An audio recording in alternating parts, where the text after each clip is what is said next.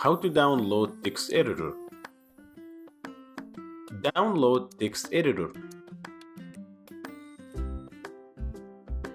Text editor makes you create Python program easier and faster to write and read.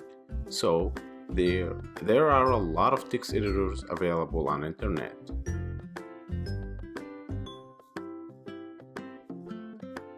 We will download and install a text editor called Brackets for free, and it's available for Windows and Mac OS.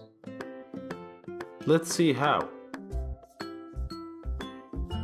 First, go to google.com and type Brackets, and then choose the first one. After that, download Brackets and install it in your computer.